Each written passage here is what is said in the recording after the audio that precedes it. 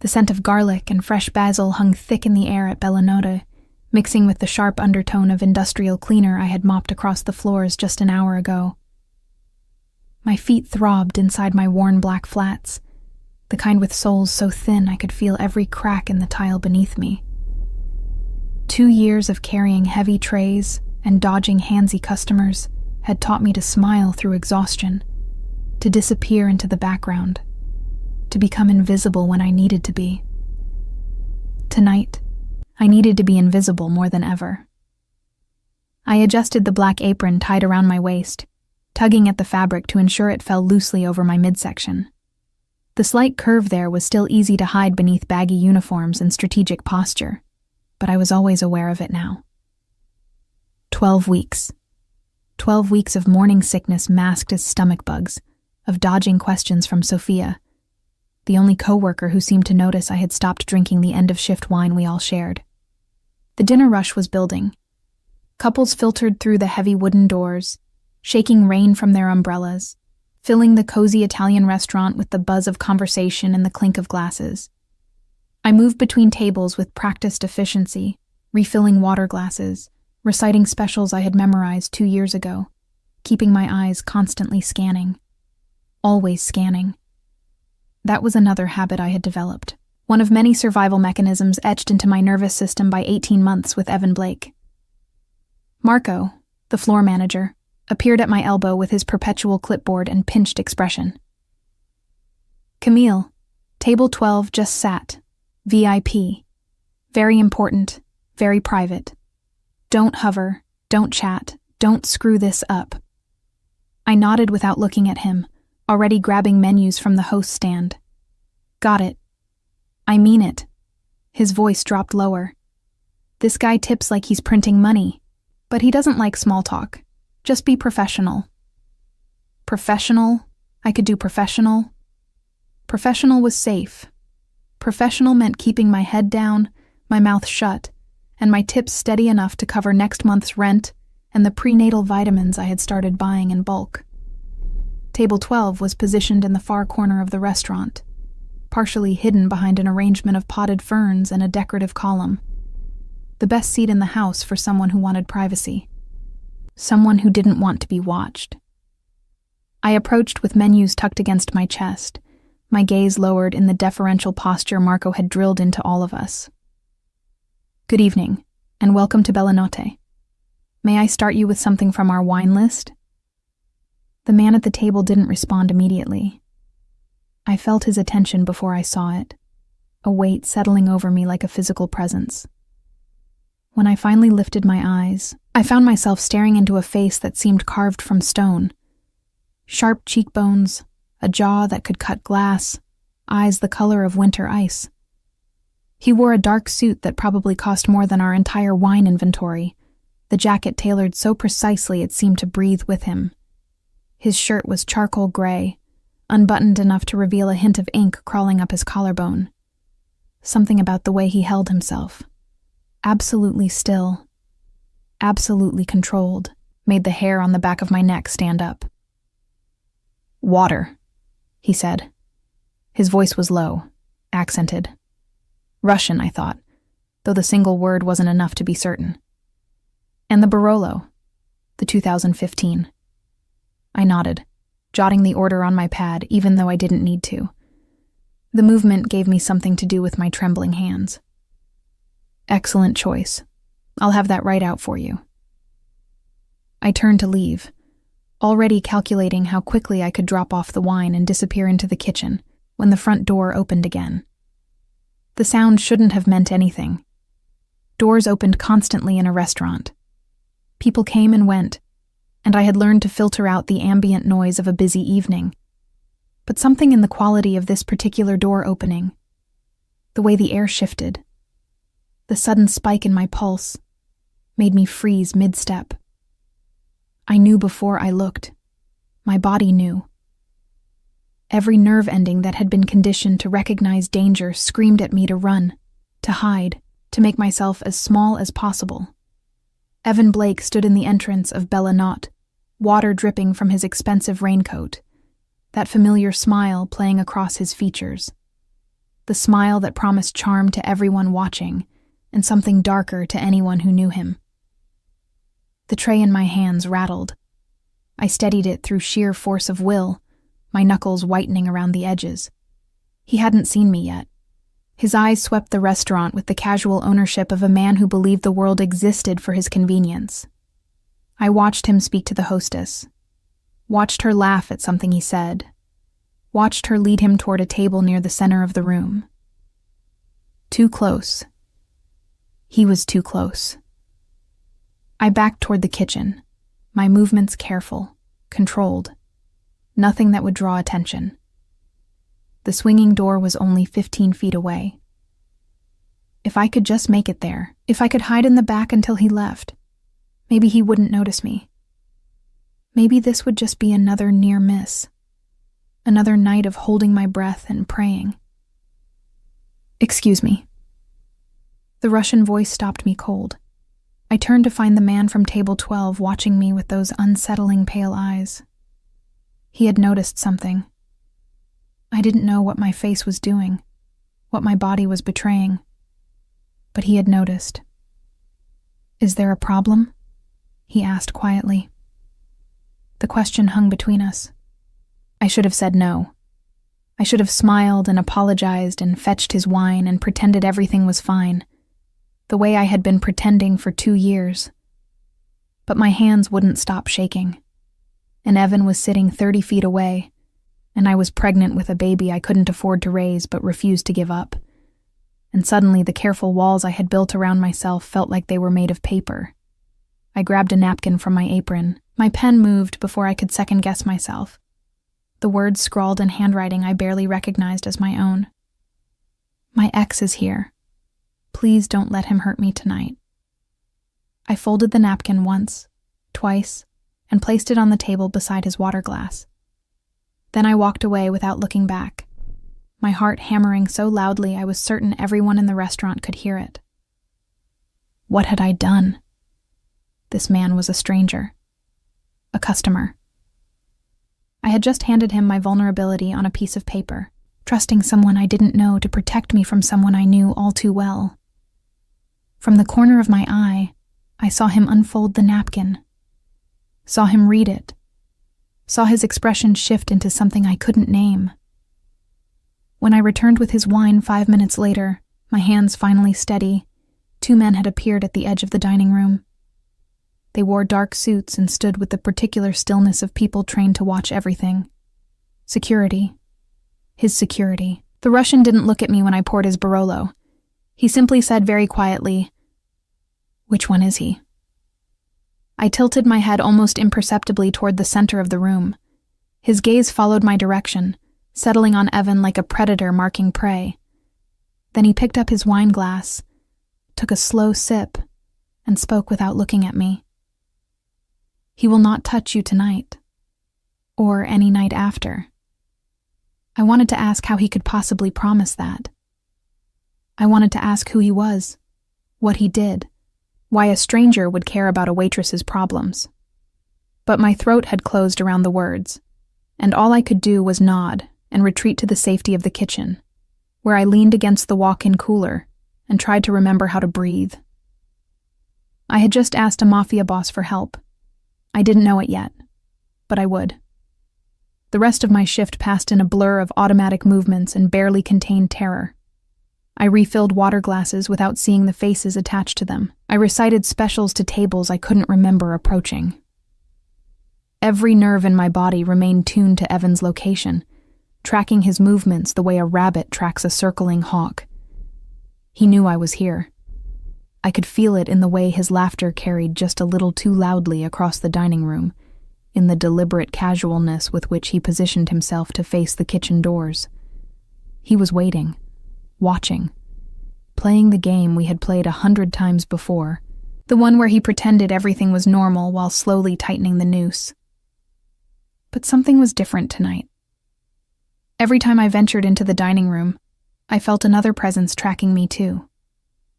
The Russian at table 12 hadn't moved from his seat, but his attention seemed to fill the entire space. His 2 security men had positioned themselves at opposite ends of the restaurant, their gazes sweeping the room in coordinated patterns. They watched Evan with the kind of focused intensity that made my stomach clench. What had I started? Around 9 o'clock, Evan pushed back from his table and stood. My heart seized as I watched him head toward the hallway that led to the restrooms, the same hallway that passed directly by the kitchen entrance. I pressed myself against the wall beside the walk-in cooler, praying he would keep walking. He didn't. The kitchen door swung open, and there he was. Same golden hair, same perfect smile, same eyes that could shift from warm to cruel in the space between heartbeats. He was wearing the cologne I used to love, the one that now made bile rise in my throat. Camille. He said my name like he owned it. I've been looking everywhere for you. You shouldn't be back here. My voice came out steadier than I expected. Staff only. I just wanted to say hello. He stepped closer, and I felt the wall press against my shoulder blades. Nowhere to go. You look good. Tired, but good. New job treating you well? I didn't answer. I had learned that engaging only prolonged the encounter, gave him more ammunition, more openings. I heard you moved again. His smile widened, and there it was, the edge beneath the charm. Third time this year, right?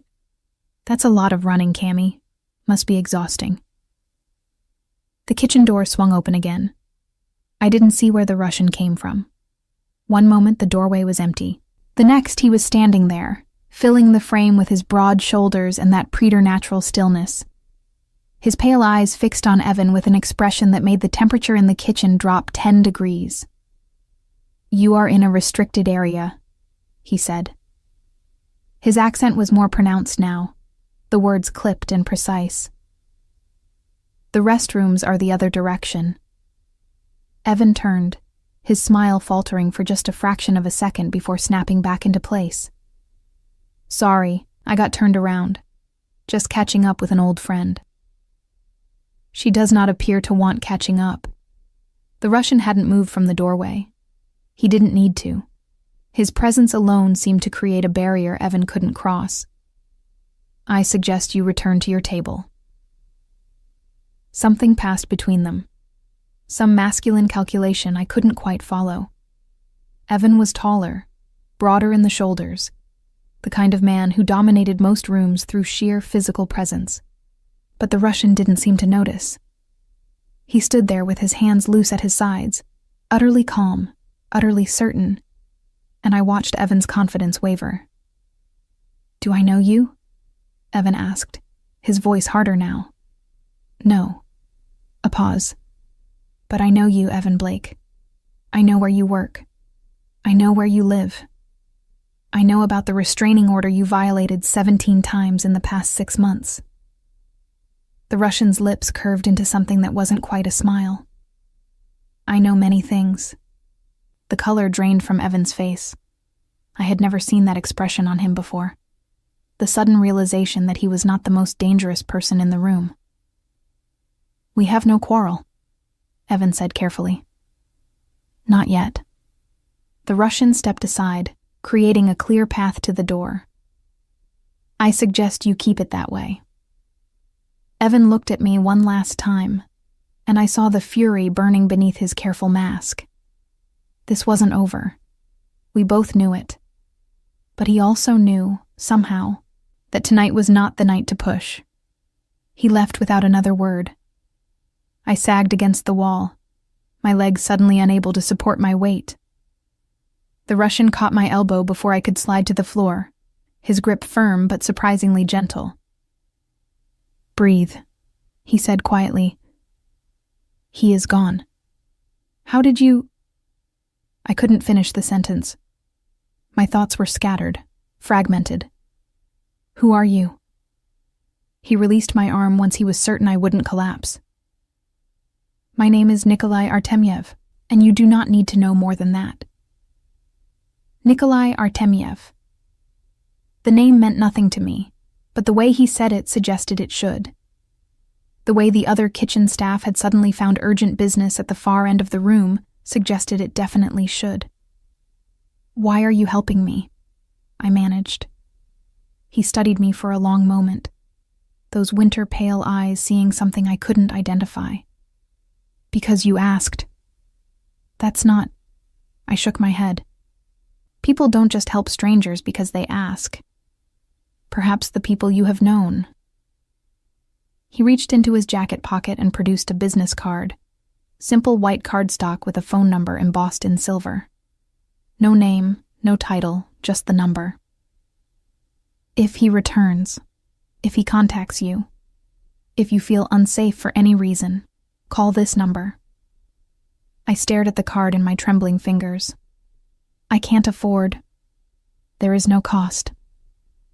His voice softened almost imperceptibly. Not everything is a transaction, Camille. He knew my name. Of course he did. He had known Evan's name, Evan's address, the details of a restraining order I had filed in family court 18 months ago. This man had resources I couldn't begin to comprehend. I don't understand, I whispered. You do not need to understand.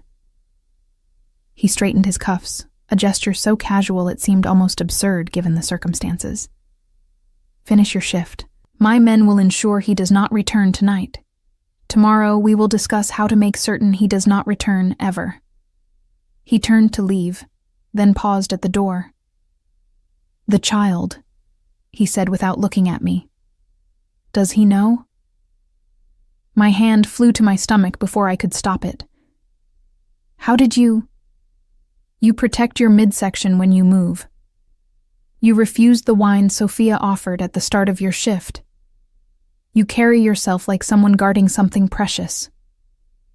He glanced back, and something almost human flickered in his expression.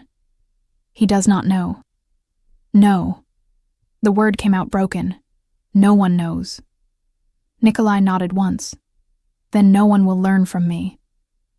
He disappeared through the kitchen door, leaving me clutching his card like a lifeline, wondering how my life had become so strange that a Mafia boss felt safer than the man I had once planned to marry.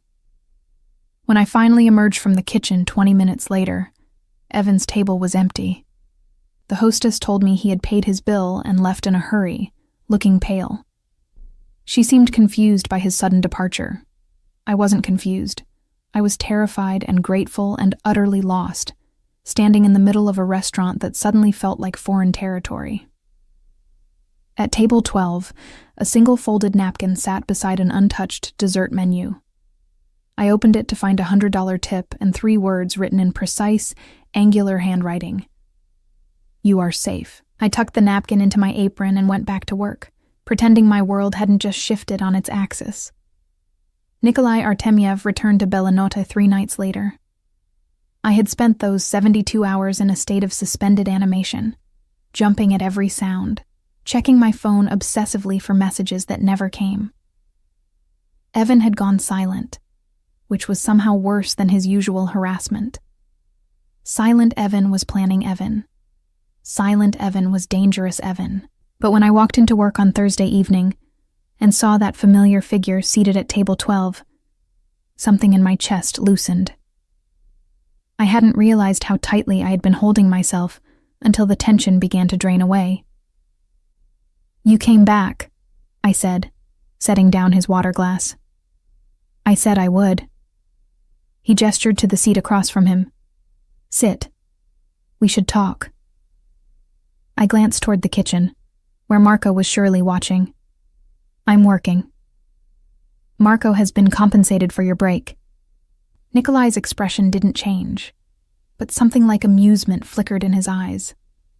Generously. I sat. Up close, in the warm light of the table's candle, he looked different than he had during our first encounter. Still sharp, still dangerous, but more human somehow. I noticed the faint lines around his eyes, the silver threading through his dark hair at the temples, the way his hands wrapped around his water glass with a kind of unconscious elegance. Tell me about Evan Blake, he said. The question hit me like a physical blow. I had spent 2 years trying not to talk about Evan, trying to bury those 18 months of my life so deep they couldn't hurt me anymore. But Nikolai was watching me with those winter eyes, patient and implacable, and I found the words spilling out before I could stop them. "We met at a coffee shop," I heard myself say. 4 years ago, I was 23, working as a receptionist at a law firm, thinking I had my whole life figured out. He was charming, attentive. He remembered every little thing I mentioned: my favorite flowers, the book I was reading, the way I liked my coffee. It felt like being seen for the first time. Nikolai listened without interrupting. The first year was perfect. Everyone loved him. My friends, my family, my coworkers. He was successful, handsome, devoted. When he proposed, I thought I was the luckiest woman in the world. I laughed, and the sound was bitter even to my own ears. I didn't see the signs, or maybe I saw them and chose not to look. What signs? Small things at first. He didn't like my friends, thought they were a bad influence. He worried when I worked late, wanted to know where I was at all times. He bought me clothes because my taste was too casual. He suggested I change my hair, my makeup, the way I talked. I twisted the napkin in my lap.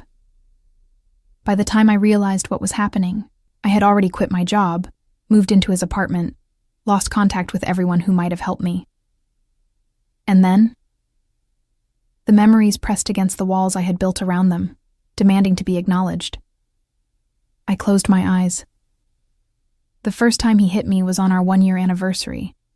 I had burned the dinner I was cooking, and he was tired from work, and suddenly I was on the floor with blood in my mouth and he was crying, apologizing, promising it would never happen again. I opened my eyes to find Nikolai's expression unchanged, but something in the quality of his stillness had shifted. It happened again, and again, and again. How did you leave? This was the part I never talked about, the part that still woke me in cold sweats, gasping for air. I didn't leave. He threw me down a flight of stairs. The words came out flat, emotionless, disconnected from the terror of that night. I was in the hospital for 2 weeks. Broken arm, cracked ribs, internal bleeding. The doctors called the police. I pressed charges while he was out of state on business, filed the restraining order, and disappeared before he could stop me. Nikolai was silent for a long moment. When he spoke, his voice was softer than I had ever heard it. And the child? My hand moved to my stomach, the gesture automatic now. A mistake. A moment of weakness 3 months ago, when he found me at my old apartment and convinced me he had changed. I believed him for one night. Tears burned behind my eyes. I will not make that mistake again. Does he know? No. And he can never know. I met Nikolai's gaze, desperation making me bold. If Evan finds out I'm pregnant, he will never stop. The baby will be leverage, a weapon, a way to control me forever. I would rather die than let that happen. Something dangerous flickered across Nikolai's face. That will not be necessary. You can't promise that. You don't know him, what he's capable of. I know exactly what he is capable of. Nikolai reached into his jacket and produced a folder, sliding it across the table. I also know what I am capable of. I opened the folder with trembling hands.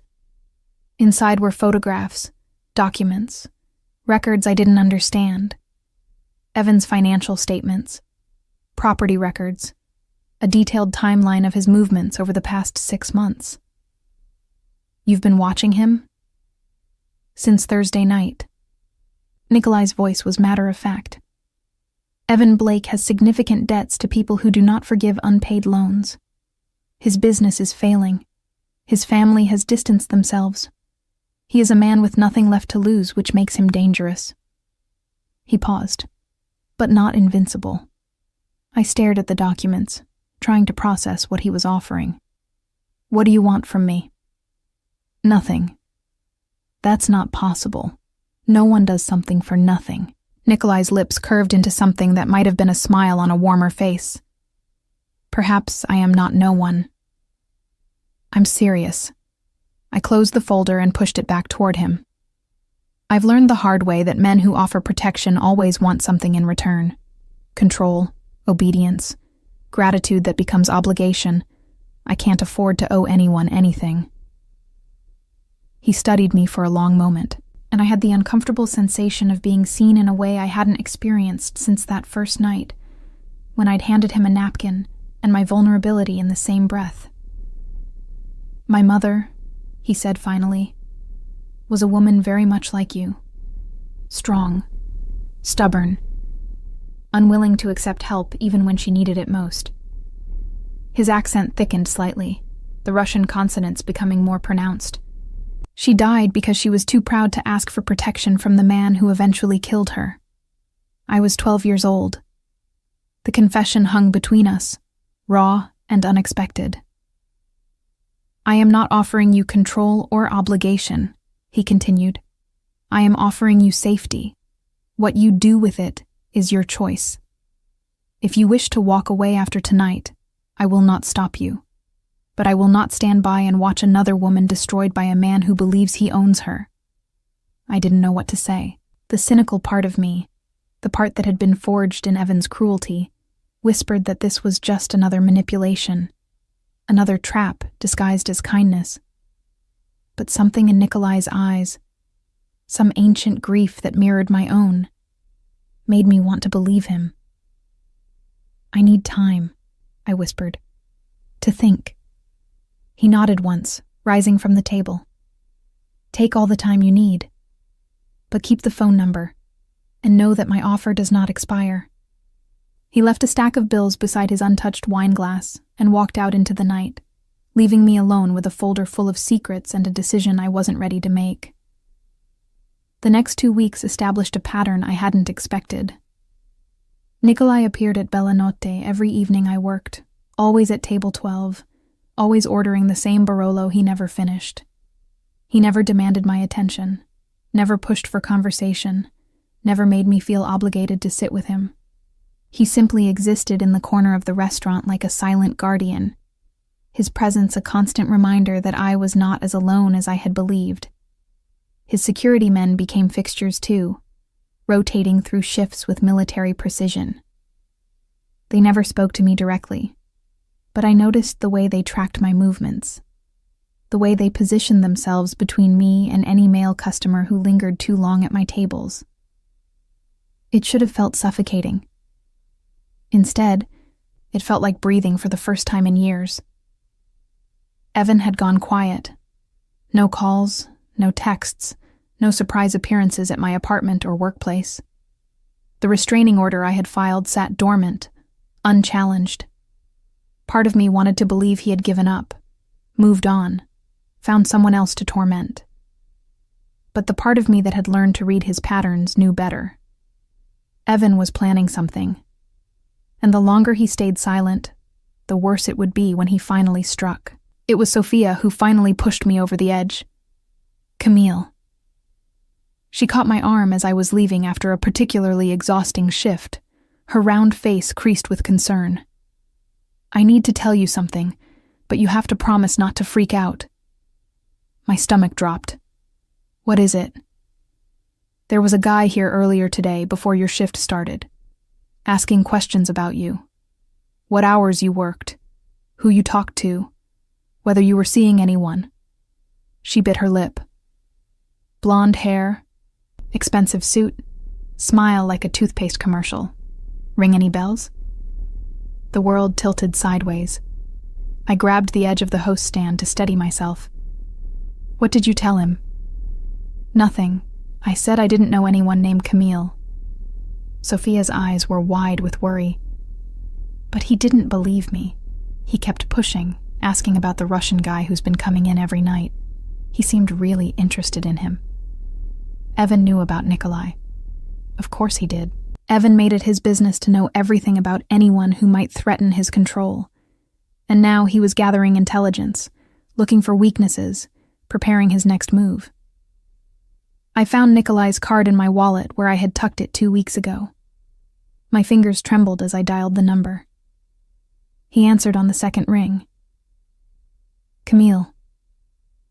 He was here today, asking questions. The words tumbled out in a rush.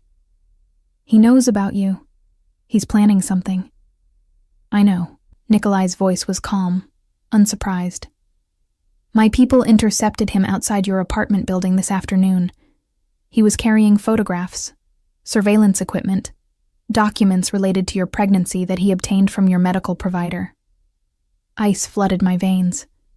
He knows about the baby? He does now. I sank onto the bench beside the host stand, my legs no longer capable of supporting me. This was the scenario I had feared most, the nightmare that had kept me awake for months. Evan with knowledge of the child, Evan with leverage, Evan with a reason to never, ever let me go. What do? I whispered. You accept my protection. There was no triumph in his voice, no satisfaction at being proven right, only quiet certainty. Fully this time, not from a distance. What does that mean? It means you do not return to your apartment tonight. It means you allow me to relocate you somewhere safe while I deal with this situation permanently. A pause. It means you trust me, Camille, even though every instinct tells you not to. Trust. Such a small word for such an enormous leap. Why? I asked, the question I had been afraid to voice for weeks. Why do you care what happens to me? The line was silent for so long I thought he had hung up. When he finally spoke, his voice was rougher than I had ever heard it. Because you handed me a napkin in a crowded restaurant and asked for help instead of suffering in silence. Because you are carrying a child you will do anything to protect. Because you remind me of someone I could not save. Another pause. And because, in 18 months of watching you work and struggle and survive, I have come to care about what happens to you. More than I should.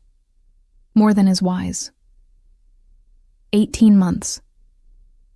He had been watching me for 18 months. Long before the napkin.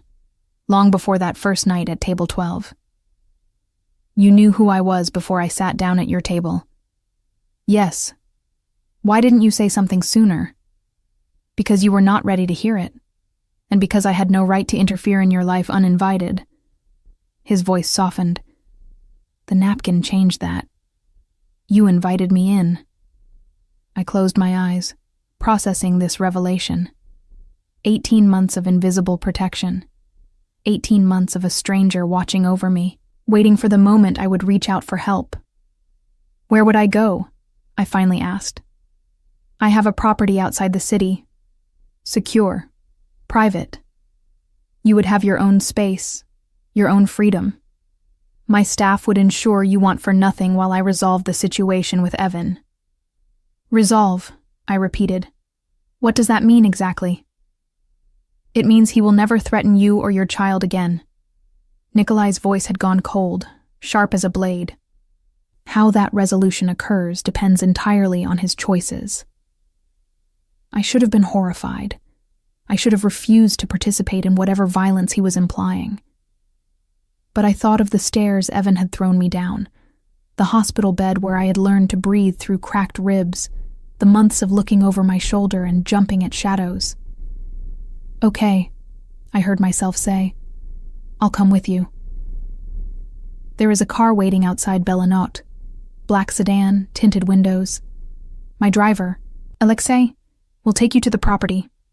I will meet you there within the hour. Nikolai. I paused, uncertain how to express what I was feeling. Thank you. For everything. Do not thank me yet. Something complicated moved through his voice. We have a long way to go. He hung up, and I walked out of Bellinot into a night that smelled like rain and possibility. The black sedan was exactly where he had said it would be. The driver, a stone-faced man with kind eyes, held the door open for me without a word. As the city lights faded behind us and the sedan carried me toward whatever came next, I placed my hand over my stomach, and felt my daughter kick for the first time. "It's going to be okay," I whispered to her. "We're going to be okay." For the first time in years, I almost believed it. The property Nikolai had described as outside the city turned out to be a sprawling estate in the Hudson Valley, hidden behind iron gates and surrounded by acres of manicured grounds. The house itself was a study in understated elegance, all stone walls and tall windows, and rooms that seemed to breathe with quiet luxury. My suite occupied the entire east wing of the second floor. A bedroom larger than my old apartment, a bathroom with a tub I could practically swim in, a sitting room with floor-to-ceiling bookshelves, and a fireplace that crackled with real wood. Everything I could possibly need had been anticipated and provided, from prenatal vitamins in the medicine cabinet to maternity clothes hanging in the closet, sized perfectly. It should have felt like a prison. It felt like sanctuary. Nikolai arrived an hour after I did, finding me standing at the window of my sitting room, watching the sun set over the distant hills. He had changed from his usual suit into something more casual, a dark sweater and slacks that made him look almost approachable.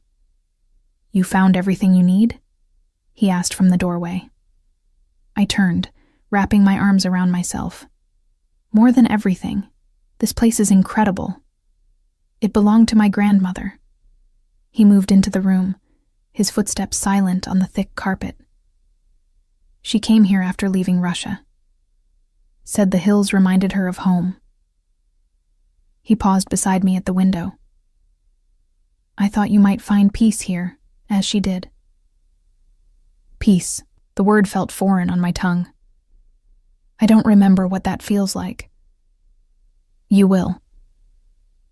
He reached out, and for a moment I thought he was going to touch me. Instead, his hand stopped just short of my shoulder, hovering in the space between us. "May I?"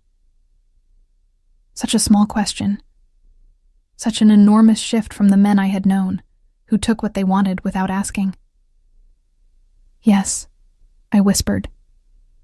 His hand settled on my shoulder, warm and steady through the fabric of my borrowed sweater. We stood in silence, watching the last light fade from the sky, and I felt something I couldn't name begin to unfurl in my chest. "Tell me what happens now," I said. "Now, you rest. You focus on your health and the baby's health. You allow yourself to heal in ways that have nothing to do with physical wounds." His thumb traced a small circle on my shoulder, unconscious and gentle. "And I take care of Evan Blake." "How?" "You do not need those details." "I want them anyway."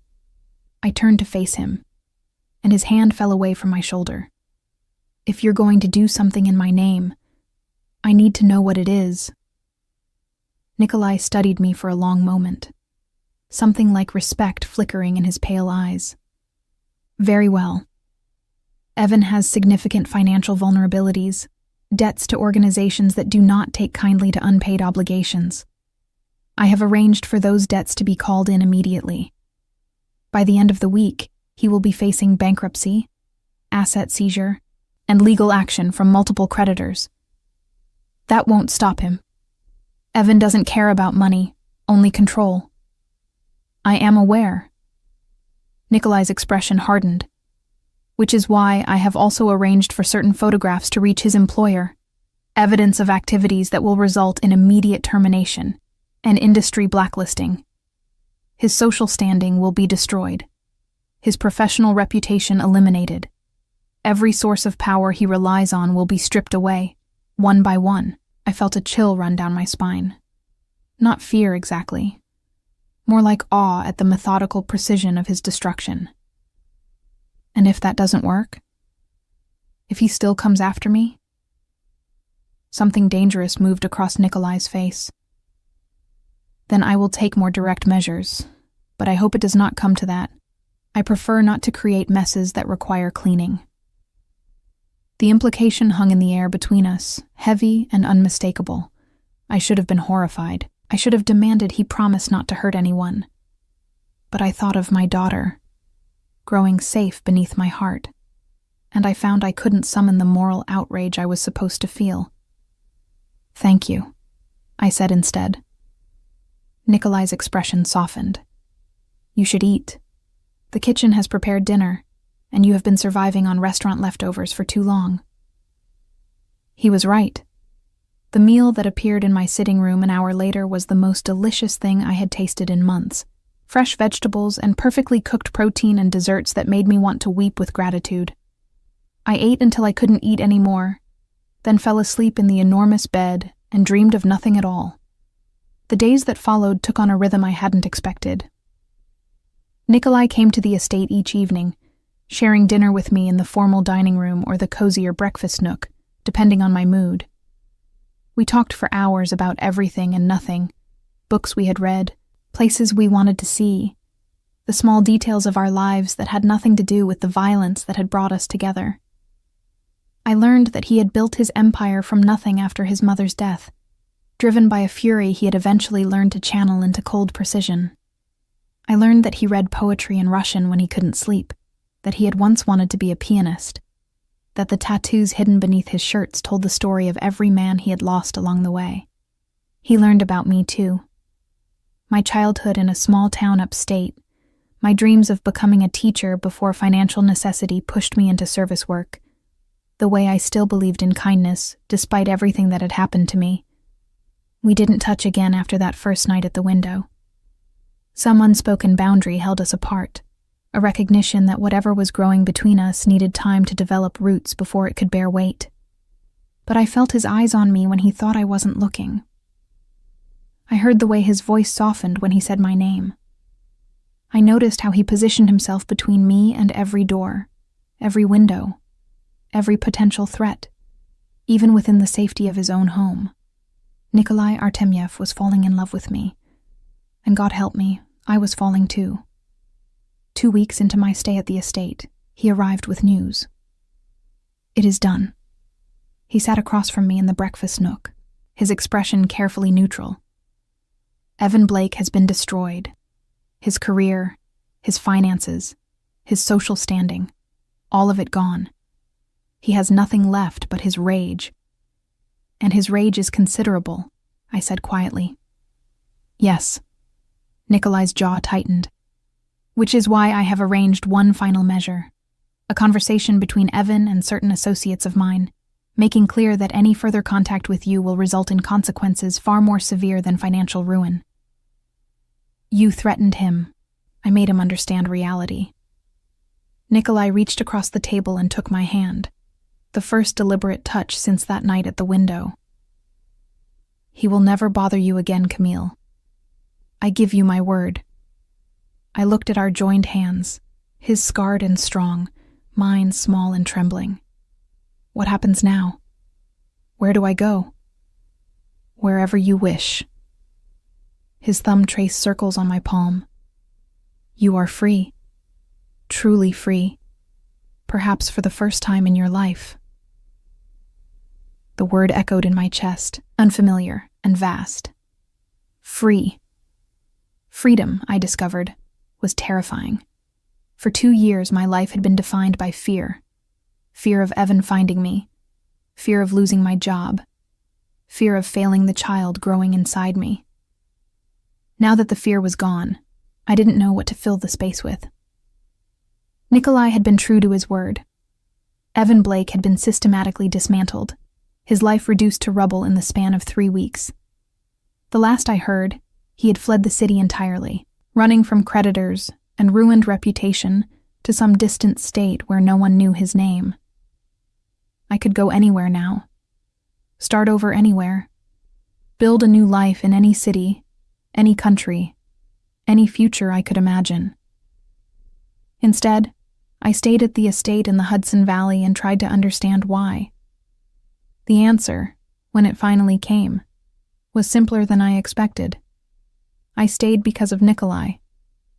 Not because I needed his protection anymore, but because I wanted his presence, his quiet company during evening dinners, his voice reading Russian poetry while I dozed on the library couch, the way he looked at me like I was something precious, something worth protecting, something he was afraid to break with too much pressure.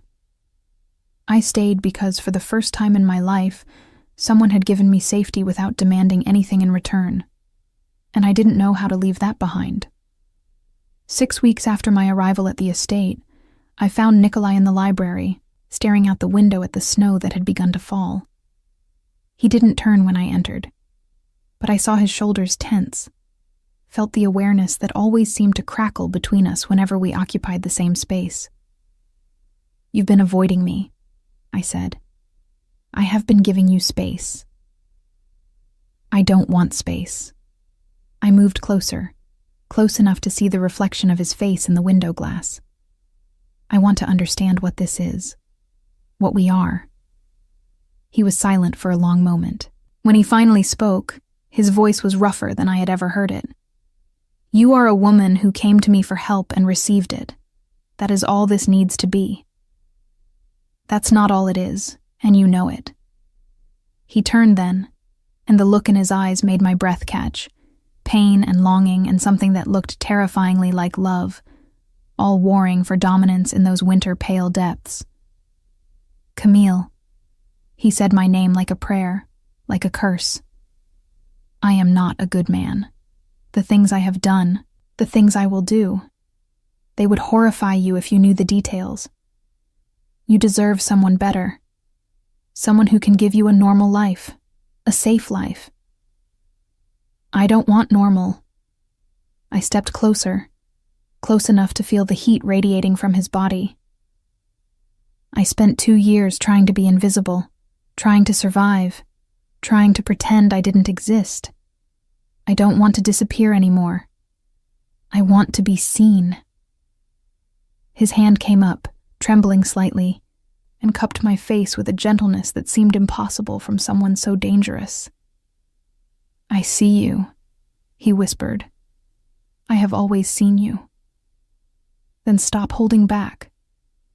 I turned my face into his palm, pressing a kiss against his calloused skin. "Stop treating me like I'm made of glass. I'm not fragile, Nikolai. I'm a survivor, and survivors don't break easily." Something shifted in his expression, some final barrier crumbling away. He pulled me against him, one hand tangled in my hair, the other pressed against the small of my back, and kissed me like he had been waiting his entire life for this moment. The kiss was everything, and nothing like I expected. Tender and fierce, gentle and consuming, a contradiction that somehow made perfect sense coming from him. When we finally broke apart, both breathing hard, I saw tears glistening in his eyes. "I do not deserve you," he said. "Maybe not." I reached up and wiped a tear from his cheek. "But I'm choosing you anyway. That's what freedom means, Nikolai. Getting to choose."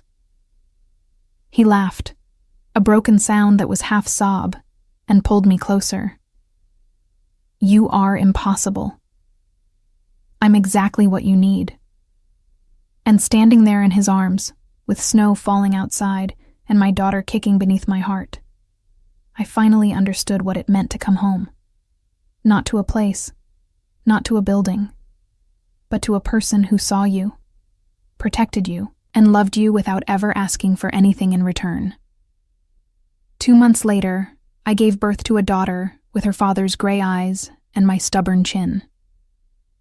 Nikolai was there for every moment, holding my hand through the contractions, cutting the umbilical cord with hands that never trembled, crying when she was placed in his arms for the first time. "What will you name her?" he asked, his voice thick with emotion. I looked at the tiny face, already so beloved, and smiled. "Hope," I said. "Her name is Hope." Because that was what she represented. Not just for me, but for both of us. A chance at something new. A future built on trust instead of fear. A love that had begun with a napkin passed across a crowded restaurant and grown into something neither of us had ever expected to find. Nikolai pressed a kiss to my forehead, then to Hope's, then to my lips. "My girls," he murmured against my mouth. "My family." And in that moment, surrounded by the man who had saved me and the child who had given me purpose, I finally understood that some walls were worth breaking, some risks were worth taking, and some love stories began in the darkest moments, only to bloom into the most beautiful light. Motherhood transformed me in ways I hadn't anticipated. The first weeks after Hope's birth blurred together in a haze of sleepless nights, endless feedings, and moments of pure, overwhelming love that took my breath away. I would stand over her crib at 3 a.m, watching her tiny chest rise and fall, and feel tears streaming down my face without understanding why. Nikolai was there through all of it. He had converted the room adjacent to mine into a nursery, sparing no expense on cribs and changing tables and soft blankets in every shade of pink and cream. But more than the material things, he gave me his presence, his steady calm when I panicked over every small sound Hope made. His strong hands changing diapers with surprising competence at 4 a.m. His deep voice humming Russian lullabies that seemed to soothe our daughter when nothing else would. Our daughter. I had started thinking of her that way without realizing it.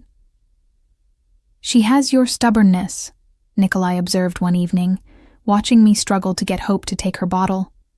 The baby had decided she preferred nursing and was making her displeasure known at considerable volume.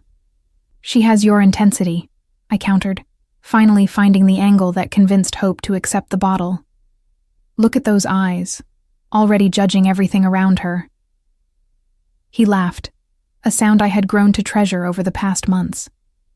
Nikolai didn't laugh often, but when he did, his whole face transformed, the hard edges softening into something almost boyish. "She will be formidable," he said, reaching out to stroke Hope's downy hair. "Like her mother." I watched his scarred fingers gentle against our daughter's head, and something fierce and protective swelled in my chest. This man, this dangerous, powerful man who commanded fear throughout the city, handled my baby like she was made of spun glass. The contradiction should have unsettled me. Instead, it made me love him more. Love. I had finally admitted the word to myself, even if I hadn't spoken it aloud to him. Spring arrived at the estate in a riot of color. The gardens that had been dormant when I first arrived now burst with tulips and daffodils, the air sweet with the scent of apple blossoms from the orchard behind the main house. I spent hours walking the grounds with Hope strapped to my chest, showing her flowers she was too young to see, narrating our surroundings in the running monologue. New mothers seemed to develop instinctively. Nikolai joined us when his business allowed, which was more often than I had expected. He had begun delegating more of his operations to trusted lieutenants, carving out time that he devoted entirely to us. I didn't ask what his business entailed anymore. Some truths were better left unexamined, and I had made my peace with the moral compromises that came with loving him. It was during one of these walks that he told me about the house. "I have been thinking," he said, his tone carefully casual in the way that meant he was about to say something significant. "This estate is beautiful, but it is isolated. Not ideal for raising a child who will need schools, friends, a community." I glanced at him, curious. "What are you suggesting?" "There is a property in the city, a townhouse in the Upper East Side, private, secure, but close to everything a growing family might need." He paused, and I saw something vulnerable flicker across his face. "I thought perhaps we might make it our home. Together. Our home. Together." The words hung in the spring air, weighted with implication. "Nikolai." I stopped walking, turning to face him fully. "Are you asking me to move in with you?" "I am asking you to build a life with me." He reached out, tucking a strand of hair behind my ear with infinite gentleness. "I know I am not what you imagined for yourself. I know my world is dangerous, complicated, morally gray at best. But I love you, Camille. I love Hope, and I want to spend whatever time I have left on this earth making both of you happy." It was the first time he had said the words aloud. "I love you." 3 syllables that changed everything. "I love you too," I whispered, and watched his expression transform from careful hope to radiant joy. He kissed me there in the garden, with Hope sleeping peacefully between us and the spring breeze carrying the scent of apple blossoms. It was tender and fierce, and everything I had stopped believing I would ever have. We moved into the townhouse 3 weeks later. The building was exactly as Nikolai had described, a 4-story brownstone with a private garden and security features so discreet I barely noticed them. He had already begun converting the top floor into a nursery and playroom, the walls painted in soft lavender and decorated with murals of fairy tale scenes. "You planned this," I accused, though I couldn't keep the smile from my voice. "You knew I would say yes. I hoped." He pulled me against him, his chin resting on top of my head. Hope is a powerful thing. Our first months in the city established new rhythms. Nikolai worked from a home office most days, attending to his various enterprises through phone calls and video conferences that I learned not to interrupt. I found a part-time position at a local nonprofit, using the organizational skills I had developed during my years of survival to help other women escape situations like the one I had fled. The irony was not lost on me. I had escaped one dangerous man, only to find safety in the arms of another. But Nikolai's danger had never been directed at me. His violence, whatever form it took, existed to protect rather than control. The distinction made all the difference. Hope thrived in her new environment. She was a happy baby, quick to smile and slow to fuss, with her father's pale eyes and my determined chin. Watching Nikolai with her became one of my greatest joys. The feared leader of the Russian organization in Manhattan, reduced to making ridiculous faces to earn a giggle from his infant daughter. "You are going soft," I teased him one evening, watching him attempt to assemble a complicated baby swing while Hope supervised from her bouncer. "I was always soft," he replied, not looking up from the instruction manual he was studying with intense concentration. "I simply hit it better." The fearsome Nikolai Artemyev, defeated by Swedish furniture assembly. He shot me a look that would have terrified his business associates. I just laughed. It was on Hope's 6-month birthday that the final shadow from my past reappeared. I was returning from a walk in Central Park, pushing Hope's stroller through the late autumn leaves, when I saw him. Evan Blake, thinner than I remembered, with dark circles under his eyes and a desperate hunger in his expression. He stood on the corner across from our townhouse, watching the building with an intensity that made my blood run cold. For a moment, I was paralyzed. All the fear I thought I had conquered came rushing back, freezing me in place on the sidewalk.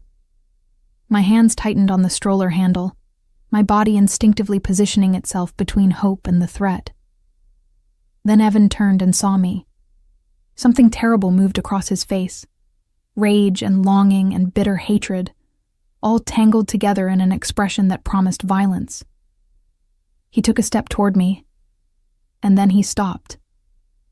2 men had appeared on either side of him, materializing from the crowd with the practiced ease of professionals. I recognized them as members of Nikolai's security team, the ones who maintained a constant but invisible presence around our family. They didn't touch Evan, didn't speak to him. They simply stood there, flanking him like bookends, their message unmistakable. Evan looked from them to me, and I watched the fight drain out of him.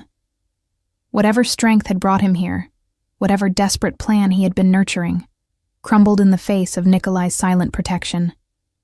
He turned and walked away. I didn't see him again. That night, after Hope was asleep in her crib, and the townhouse had settled into its evening quiet, I found Nikolai in his study.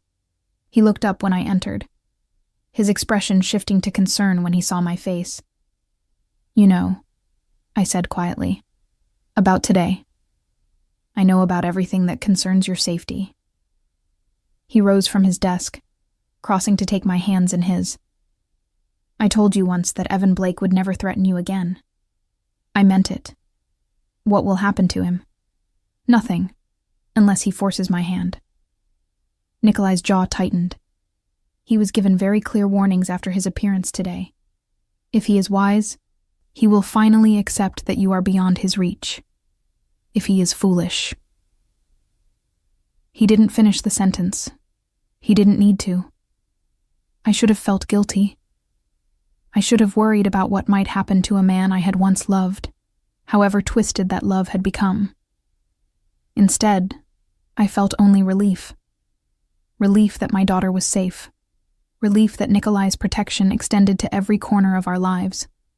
Relief that I had finally, truly escaped. "Thank you," I whispered, rising on my toes to press a kiss to his lips.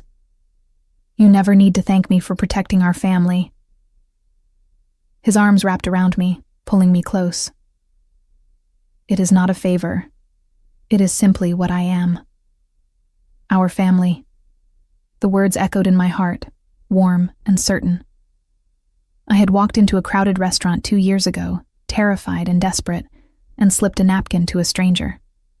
That single act of courage had led me here, to this moment, to this man, to a life I had never dared to imagine. Some people spend their whole lives searching for home. I had found mine in the most unexpected place, in the arms of a man whose love was fierce enough to burn away every shadow from my past. And as Nikolai held me in the quiet of his study, with our daughter sleeping peacefully upstairs, and the city glittering beyond our windows, I finally understood what it meant to be truly, completely free. Not the absence of danger, but the presence of someone willing to face any danger for you. That was freedom, that was love, that was home.